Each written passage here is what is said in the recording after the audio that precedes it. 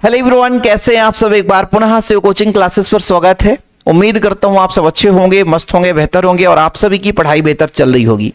Class 12 physics NCERT में chapter number 3 चल रहा है, जिसमें आज हम बात करने वाले बच्चों ओम का नियम।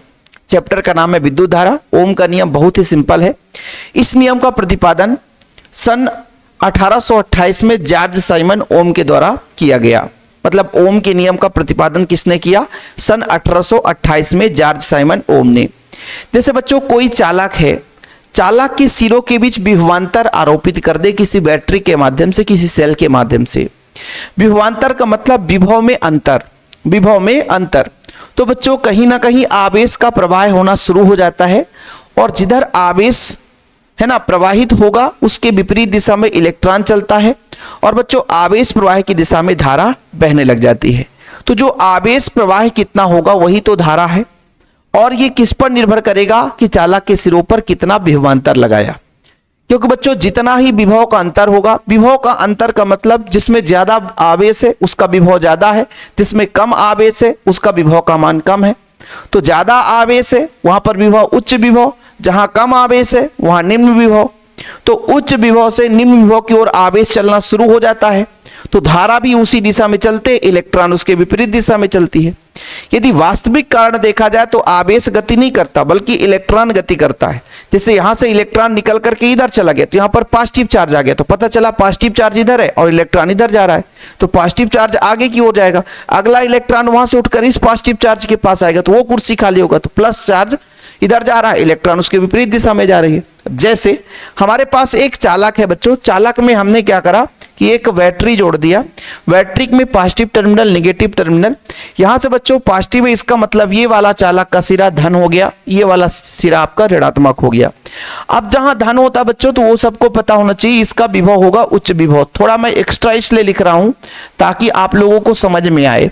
उच्च विभव, ये इधर क्या हो जाएगा उच्च विभव, और बच्चों उसके विपरीत दिशा में, उसके विपरीत दिशा में यहां पर निम्न विभव होगा। क्या होगा? निम्न विभव होगा, निम्न विभव होगा। ओके, तो जैसे ही बच्चों विभव लगाया गया तो देखा गया उच्च विभव निम्न विभव है, तो आवेश उच्च विभव से निम्न विभव की ओर चलना शुरू कर देता है। मतलब आवेश के प्रवाह की दिशा की बात करें तो आवेश इस दिशा में बहेगा, आवेश इस दिशा में बहेगा और जिस दिशा में आवेश बहेगा उसी दिशा में उसकी धारा बहेगी, क्योंकि आवेश प्रवाह की दर को धारा कहा जाता है। लेकिन इस चालक में जो मुक्त इलेक्ट्रॉन होंगे वो आवेश के विपरीत दिशा में बहते हैं ऐसे। और जब बच्चों हम जानते हैं कि जैसे जहां से वो उत्पन्न हुआ होगा, जहां से हटा होगा प्लस चार्ज आया होगा, है ना, यहाँ पे प्लस चार्ज आया होगा, और ऐसे ही प्लस चार्ज यहां पर भी होगा बच्चों, ऐसे इलेक्ट्रॉन आगे निकल गया होगा। तो इस तरीके से इलेक्ट्रॉन आगे की ओर निकलता है, आवेश इधर जाते जाता है। तो ऐसे ही आवेश प्रवाह की दर को हम क्या बोलते हैं? धारा कहते हैं। इसी चीज को अध्ययन करते हुए जॉर्ज साइमन ओम ने क्या बताया कि भाई इसमें जो चालक में बहने वाली जो धारा है, चालक में जो बहने वाली जो धारा है वो चालक के सिरों के बीच लगाए गए विभवांतर के अनुक्रमानुपाती होता है। जितना ज्यादा विभव का अंतर होगा, जितना ज्यादा विभव का अंतर होगा उतनी ही ज्यादा आवेश बहेगी, मतलब धारा का मान उतना ही ज्यादा होगा। क्लियर? समझ में आ गया कि भाई आवेश कैसे एक सिरे से दूसरे सिरे में जा सकता है? जब विभव का अंतर हो, एक साइड ज्यादा विभव हो जाए मतलब ज्यादा आवेश आ जाए, यहाँ पे प्लस चार्ज ज्यादा आ गया, इधर प्लस चार्ज कम है, यहाँ निगेटिव चार्ज है तो प्लस चार्ज निगेटिव चार्ज की ओर चलने लग जाता है, उसके विपरीत दिशा में इलेक्ट्रॉन बहता है और कुल मिलाकर के धारा की जो दिशा हो जाती है बच्चों प्लस से माइनस की ओर हो जाती है। ठीक है, क्लियर? तो यदि समान ताप और दाब पर इसकी आकृति में बदलाव ना हो, इसकी विकृति में बदलाव ना हो बच्चों, इसकी भौतिक परिवर्तन ना हो, तो जब हम चालक के सिरों पर विभवांतर लगाते हैं तो इसमें धारा बहती है, तो वो धारा का मान चालक के सिरों पर लगाए गए विभवांतर के अनुक्रमानुपाती होता है। क्लियर? यही आपका ओम का नियम है। चलो देख लो जरा। जर्मनी के भौतिकविद जॉर्ज साइमन ओम ने सन 1828 में विद्युत धारा और विभवांतर के बीच एक संबंध स्थापित किया बच्चों, जिसे ओम का नियम कहते हैं। उन्होंने क्या बताया कि भाई यदि किसी चालक के भौतिक अवस्था में परिवर्तन ना हो, ठीक है, जैसे उसकी लंबाई ना बदले, उसकी विकृति आकार ना बदले, तो उसमें बहने वाली जो धारा बच्चों चालक के सिरों के बीच लगाए गए विभवांतर के अनुक्रमानुपाती होती है। तो माना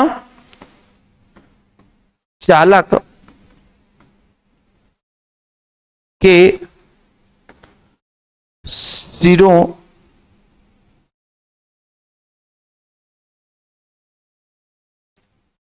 सिरों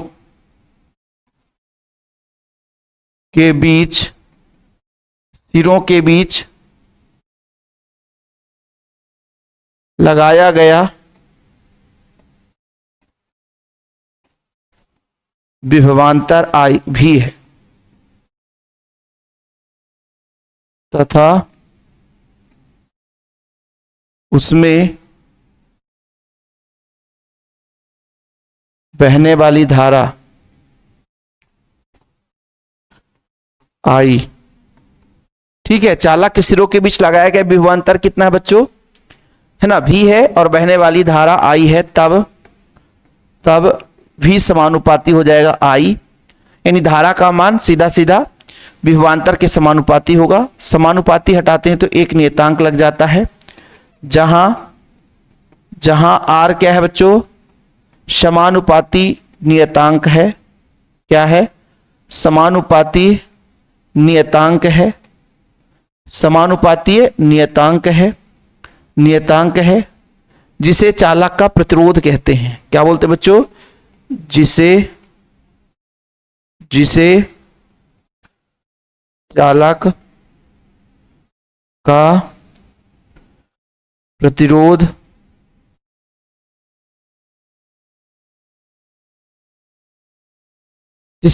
का प्रतिरोध कहते हैं। देखो बच्चों, ओम का नियम हो गया कंप्लीट। मतलब जितना ज्यादा चालक के सिरों के बीच विभव का अंतर होगा उतनी ही ज्यादा मात्रा में उसमें धारा बहेगी। यही ओम का नियम है, आप लोग 5 मिनट में तैयार कर लिए होंगे। ओम की नियम की सीमाएं भी हैं। ओम की नियम की सीमाएं बहुत सिंपल है कि भाई ताप नियत रहे, ताप ना बदले, क्योंकि ताप बदलने से चालक तार के प्रतिरोध में परिवर्तन हो जाता है, धारा का मान भी बदल जाएगा। विकृति ना हो, यानी चालक की लंबाई ना बदले, आयतन ना बदले, उसके अनुप्रस्थ काट का क्षेत्रफल ना बदले, तो बच्चों इसका प्रतिरोध नियत रहता है। यानी पहला उसका ताप नियत हो, जिस चालक पर हम विद्युत धारा प्रवाहित कर रहे हैं, अर्थात चालक के सिरों के बीच विभवांतर लगा रहे हैं, तो उसका ताप नियत हो। दूसरा चीज उसकी लंबाई, है ना, आकृति, उसका अनुप्रस्थ काट का क्षेत्रफल, आयतन आदि का बदलाव न हो। ओम के नियम की सीमाएं। 2 नंबर में क्वेश्चन आएगा तो ओम के नियम की सीमाएं और लिखना ही पड़ेगा, ठीक है। चलिए हम निगमन करेंगे बच्चों, काफी महत्वपूर्ण है, आप लोग ध्यान रखिएगा। आप लोग यदि आर का यहाँ पे सूत्र निकालना चाहते हो तो इससे, जैसे V बराबर आर आई है, V बराबर आर आई है बच्चों, तो R बराबर हो जाएगा V बटा आई। क्या हो जाता है, V बटा आई। ये R जो है प्रतिरोध है, यानी विद्युत धारा के मार्ग में डाला गया रुकावट, है ना, यही अवरोध है, जो हम अगले लेक्चर में थोड़ा और डीप में बात करेंगे, जो कि R की इकाई बच्चों ओम है। R की इकाई कितनी है बच्चों, ओम है। कितनी है, ओम है, ठीक है। क्या है बच्चों, ओम है, ठीक। आगे हम इसका विमीय सूत्र वगैरह अगले लेक्चर में देखेंगे। अभी आप फिलहाल यहाँ पे ये चीज निगमन कर लो, ओम के नियम का निगमन कैसे करेंगे, चूंकि आप लोगों को पहले से मैंने बता दिया बच्चों कि जैसे मान लीजिए हमारे पास एक चालक है। क्या है, हमारे पास एक चालक है, ये हमारे पास चालक है, ठीक है बच्चों, ये चालक है, हम जानते हैं चालक है, तो भाई चालक में मुक्त इलेक्ट्रॉन पाए जाते हैं, चालक में मुक्त इलेक्ट्रॉन पाए जाते हैं, जिनका बच्चों औसत वेग अनुगमन वेग होता है। ध्यान रखिएगा, मैं जो आपको समझा रहा हूं इसके पहले लेक्चर में भी समझाया था, और मैं हमेशा आप लोगों से बार बार यही कहता हूं कि प्यारे बच्चों, यदि थोड़ा सा आप लोग क्या करो कि पुराना लेक्चर देख लो, यानी जो हमने इसके पहले जो लेक्चर कराया है, यदि उसे आप लोग देख लेंगे तो आपको थोड़ा सा रिलेट करने में मजा आएगा, क्योंकि हर एक लेक्चर में बच्चों कहीं ना कहीं कुछ ना कुछ चीजें ऐसी होती है जो अगले लेक्चर के लिए न्यू रखती है। क्या करती है बच्चों, अगले लेक्चर के लिए न्यू रखती है, ठीक है। तो ये लो भैया, और इसमें अपन क्या कर देते हैं, थोड़ा सा इसको ऐसे ही करते हैं। देखो भाई, यहां पर हम सेल लगा देते हैं, बैटरी लगा दो सर, सबसे अच्छा। ये पॉजिटिव हो गया, कई सारे छोटे छोटे सेल होते हैं, ये अपना बैटरी हो गया, ठीक है। अब थोड़ा समझिएगा, मान के चलते हैं इसकी जो लंबाई है, कितनी है, स्मॉल l है। अब वही कंडीशन है जब चालक के सिरों के बीच विभवांतर लगाते हैं, तो जो बच्चों मुक्त इलेक्ट्रॉन आवेश प्रवाह के विपरीत दिशा में चलना शुरू हो जाता है। इधर पॉजिटिव है, इधर निगेटिव है। धारा की दिशा बच्चों पॉजिटिव से निगेटिव की ओर होती है। आवेश पॉजिटिव से निगेटिव उच्च विभव से निम्न विभव की ओर चलता है, लेकिन इलेक्ट्रॉन उसके विपरीत दिशा में चलता है। ठीक, जब बच्चों हम इसके सिरों के बीच विभवांतर लगाते तो अंदर विद्युत क्षेत्र उत्पन्न हो जाता है। हमने विभवांतर लगाया तो विद्युत क्षेत्र उत्पन्न हो गया। तो विद्युत क्षेत्र और विभवांतर में क्या संबंध होता है, तो ये आप लोगों को पहले ही पता चल जाएगा कि विद्युत क्षेत्र और विभवांतर में संबंध। सर पिछले लेक्चर में भी आपने बात करी थी, और इसके पहले भी बच्चों, इसके पहले भी हमने चैप्टर नंबर 2 में भी हमने बात करी थी, तो आप लोगों ने ये चीज पढ़ा होगा। ठीक है, हमने क्या बोला बच्चों कि चालक के सिरों के बीच विभवांतर लगाते हैं तो यहां पर विद्युत क्षेत्र जनरेट हो जाता है। विद्युत क्षेत्र के कारण बच्चों है ना कहीं आवेश पर बल लगता है, और अनुगमन वेग हमने निकाला था। अनुगमन वेग बराबर होता है NeAVT। सर अनुगमन वेग है क्या?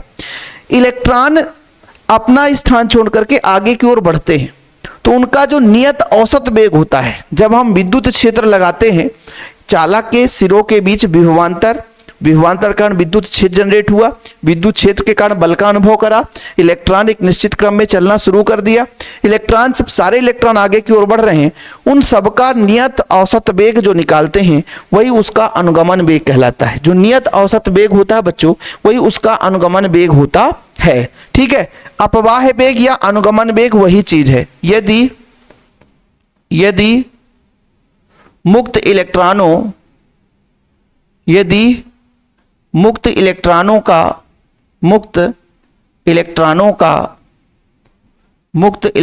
का अनुगमन वेग Vd ड्रिफ्ट वेलोसिटी हो तो Vd बराबर होता है NeAVD, जहां A क्या है बच्चों? चालक का अनुप्रस्थ काट का क्षेत्रफल है जो पहले माना गया है ना। E क्या है? यहां पर आवेश एक इलेक्ट्रॉन पर कितना आवेश है। N क्या है? नंबर ऑफ इलेक्ट्रॉन है। Vd क्या है? औसत वेग है इलेक्ट्रॉनों का, मुक्त इलेक्ट्रॉन है उनका औसत वेग है, या जिसे हम अनुगमन वेग के नाम से जानते हैं। ठीक है, अनुगमन वेग के नाम से जानते हैं। तो ये कहां से आ गया सर? यहां भी, ये तो गड़बड़ कर दिया आपने सर।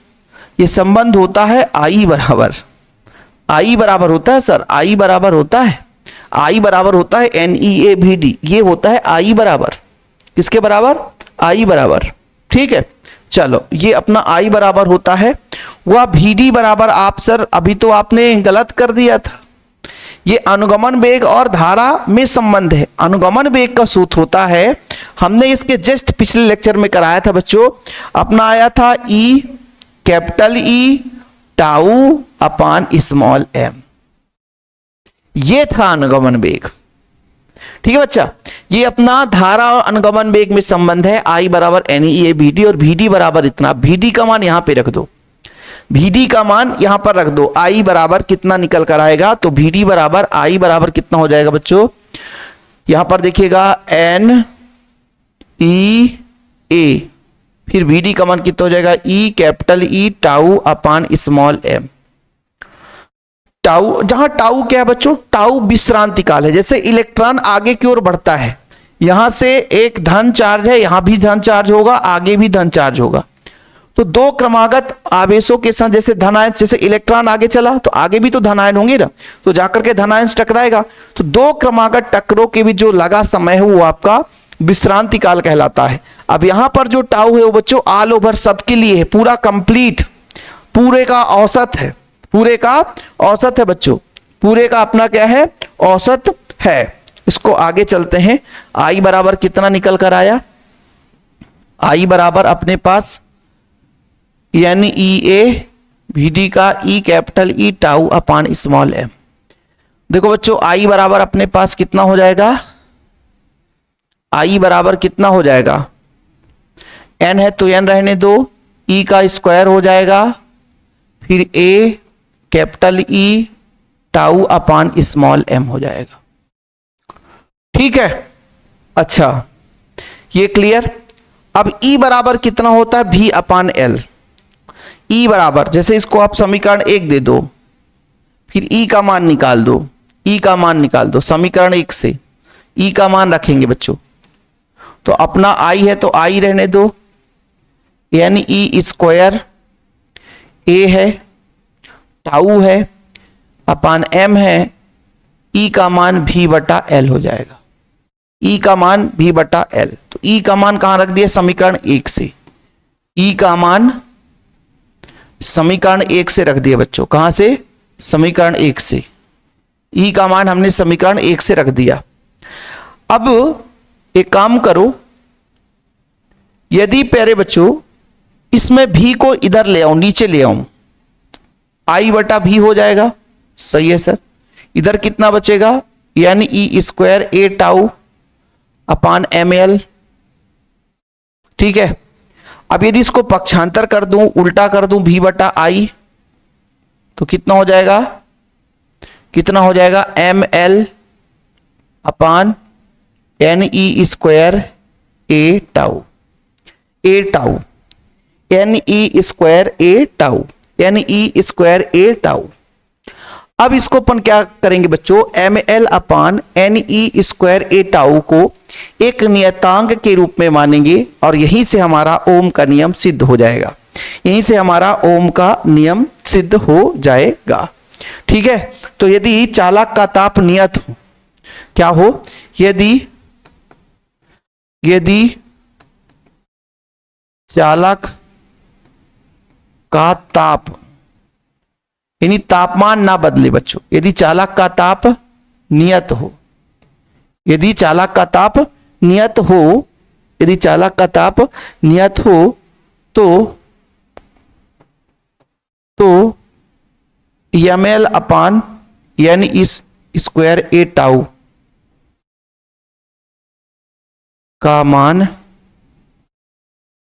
नियत होगा, जिसे आर से प्रदर्शित करते हैं, जिसे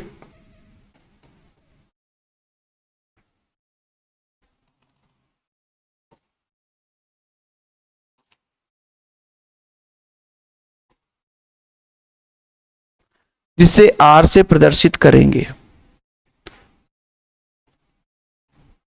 ठीक है, कोई दिक्कत। इसलिए बच्चों भी बटा आई बराबर कितना हो जाएगा, आर, ये आर के बराबर हो गया, किसके बराबर हो गया, आर के बराबर हो गया, एम एल अपान एन ई स्क्वायर ए टाउ, ठीक है बच्चों। यही प्रतिरोध है, कल जब हम पढ़ेंगे ना प्रतिरोध किसे कहते हैं, इसकी निर्भरता, तो यही चीज हम पढ़ेंगे बच्चों। आज तो हम ओम के नियम का निगमन कर रहे हैं, तो एक्स्ट्रा हम इससे ज्यादा पढ़ेंगे नहीं। तो भी बटा आई बराबर कितना हो गया, आर, तो भी बराबर कितना हो गया बच्चों, आई आर। जब आर समानुपाती स्थिरांक है, अनुपातिक नियतांक है, एक नियत वैल्यू है, इसको हटाएंगे तो क्या लग जाएगा, समानुपाती लग जाएगा। जैसे समानुपाती हटता है बच्चों तो नियतांक लगता है, वैसे नियतांक हटे तो समानुपाती लग गया। यही ओम का नियम है, क्या है बच्चों, यही ओम का नियम है, यही ओम का नियम है, यही ओम का नियम है। ओम का नियम क्या कहता है कि किसी चालक में बहने वाली जो धारा है वो चालक के सिरों पर लगाए गए विभवांतर के समानुपाती होता है। क्लियर, समझ में आ गया होगा, कॉन्सेप्ट भी क्लियर हो गया होगा। मैंने आपको बताया था कि आज हम केवल चर्चा करने वाले हैं ओम के नियम का निगमन, साथ में प्यारे बच्चों ओम के नियम की सीमाएं भी देख ली हमने, और आप लोगों ने ओम का नियम भी देख लिया। तो क्वेश्चन अलग अलग तरीके से पूछा जा सकता है। ओम का नियम किसे कहते हैं, अलग हो गया क्वेश्चन। ओम के नियम का निगमन कीजिए, वो अलग हो गया क्वेश्चन। तो दो क्वेश्चन आप लोगों ने तैयार कर लिया, और हमारा टास्क ही रहता है छोटा सा लेक्चर, कम से कम समय में आपको वो कंटेंट दे दें कि एग्जाम में हूबहू लिख दो और आपको प्रॉपर नंबर मिल जाए। ठीक है, वीडियो पसंद आए तो लाइक करके शेयर करना, चैनल पे पहली बार आए हैं चैनल को सब्सक्राइब कर लेना। आप लोगों का प्यार सपोर्ट बच्चों हमारे लिए एक छोटा सा हेल्पफुल है ना, कॉन्फिडेंस लाता है, और एक छोटा सा कमेंट हमें मोटिवेट करता है। तो आप लोग प्यार भरा कमेंट करके बताइएगा। और यदि आपको वीडियो पसंद आए, शिव सर का सपोर्ट करना है, प्रॉपर तैयारी करना है, तो आप लोग नोट्स भी ले सकते हैं। नोट्स के लिए हमारा पर्सनल व्हाट्सएप नंबर लिख लो 9685 299149 9685299149। मेरा पर्सनल व्हाट्सएप नंबर है, इस पे आप व्हाट्सएप कर सकते हैं, नोट्स की जानकारी ले सकते हैं। बढ़िया नोट्स मिलेगा ताकि आपकी प्रॉपर तैयारी हो सके। फिलहाल अभी के लिए इतना ही। प्यार भरा नमस्कार। जय हिंद, वंदे मातरम।